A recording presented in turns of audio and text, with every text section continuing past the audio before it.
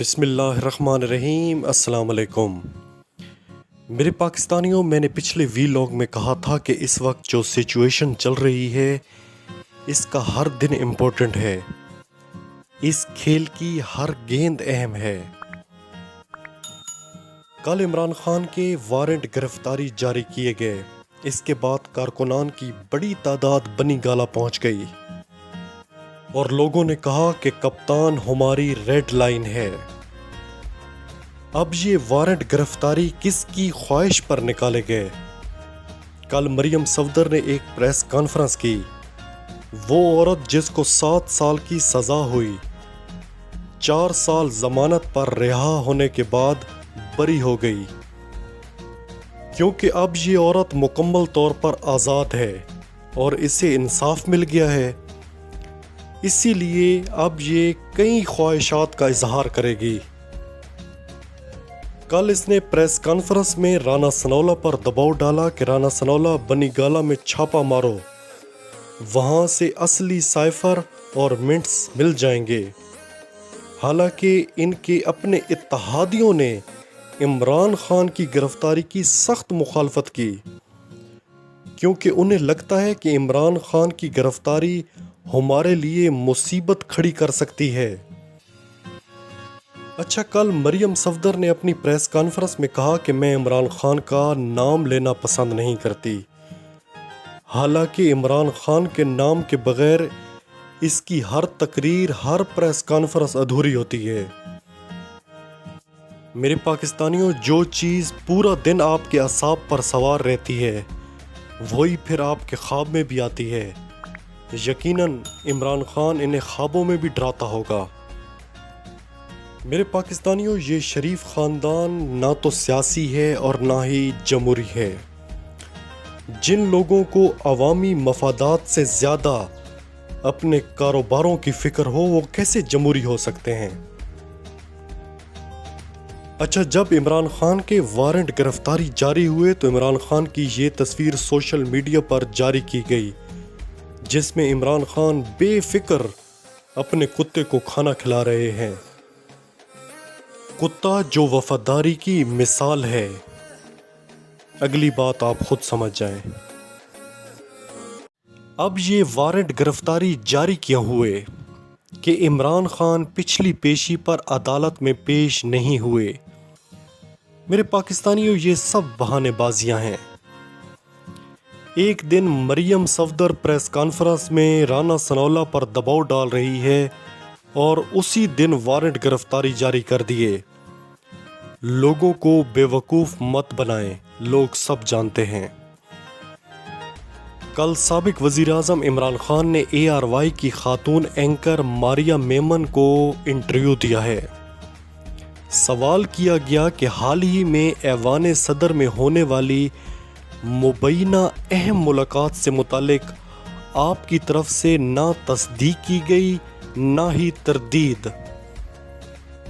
इस पर इमरान खान साहब ने जवाब दिया कि झूठ मैं बोलना नहीं चाहता, सच मैं बोल नहीं सकता। मेरे पाकिस्तानियों, इस जवाब से समझ लें कि कुछ ना कुछ हुआ ज़रूर है। दोबारा इमरान खान साहब का जवाब सुन लें कि मैं झूठ बोलना नहीं चाहता, सच मैं बोल नहीं सकता। उन्होंने अपने इंटरव्यू में वाज़े कर दिया कि वो अमेरिका का नाम इसीलिए नहीं लेना चाहते थे कि 22 तारीख को OIC की मीटिंग थी। मैं नहीं चाहता था कि अभी इस मामले पर कोई बात की जाए। इमरान खान ने कहा कि ऑडियो लीक सबसे बड़ा सिक्योरिटी ब्रीच है। इसके पीछे कौन है, क्या है, मुझे बिल्कुल नहीं पता। वज़ीर आज़म की कॉल्स इस तरह लीक हो जाती हैं तो नेशनल सिक्योरिटी के ऊपर आप सोचें।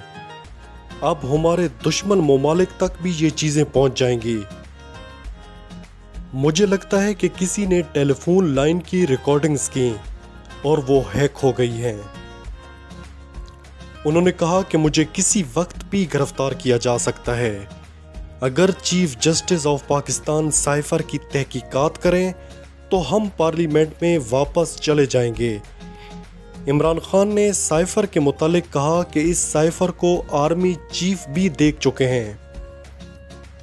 عمران خان نے کہا کہ آڈیوز لیک کرنا ان کی سب سے بڑی بیوقوفی ہے، یہ پھنس چکے ہیں۔ انہوں نے کہا 7 دن میں وہ کوئی بڑا اعلان کریں گے۔ پنجاب کے وزیر اعلیٰ پرویز الہی اس تحریک کا حصہ ہوں گے۔ دوسری جانب اسلام آباد میں کسانوں کا احتجاج جاری ہے۔ مطالبات نہ مانے تو ڈی چوک بھی جائیں گے۔ میرے پاکستانیوں، آپ نے ایک بات سنی ہوگی کہ جس ملک کا کسان خوشحال ہوتا ہے وہ ملک خوشحال ہوتا ہے۔ اس ملک میں کسانوں کو جتنا فائدہ ملنا چاہیے تھا بدقسمتی سے وہ نہیں ملا۔ پاکستان ایک زرعی ملک ہے، مگر کبھی ہم نے اپنی زراعت پر سنجیدگی سے توجہ نہیں دی۔ اب لوگ تنگ آ کر اپنی زمینوں پر پلاٹنگ کرنا شروع ہو گئے ہیں۔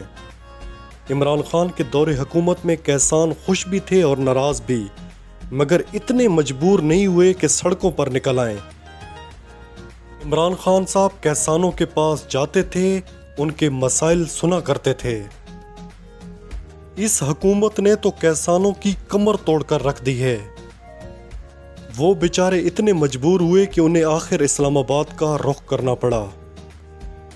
وہ کسان جو ہمارا پیٹ پالتے ہیں، دن رات محنت کرتے ہیں، بارشوں کا، سیلابوں کا، طوفانوں کا مقابلہ کرتے ہیں، یہ حکومت کسانوں کے مطالبات ماننے کو تیار نہیں، اور اب کسان بھی پیچھے ہٹنے کو تیار نہیں ہیں۔ ان کے مطالبات بالکل جائز ہیں۔ بجلی مہنگی، ڈیزل مہنگا، کھاد مہنگی۔ ایسے حالات میں کسان بیچارہ کیسے فصل اگا سکتا ہے؟ اب یہ کسانوں کو اسلام آباد سے باہر نکالنا چاہتے ہیں۔ وزیر داخلہ رانا ثناءاللہ نے کہا کہ اب ہم کارروائی کریں گے۔ میرے پاکستانیوں، یہ کسانوں کے مطالبات کسی صورت نہیں مانیں گے اور پھر بڑا ہنگامہ کھڑا ہوگا۔ عمران خان 7 دن میں ممکن ہے لانگ مارچ کا اعلان کر دیں تو اس امپورٹڈ حکومت کے لیے حکومت سنبھالنی مشکل ہو جائے گی۔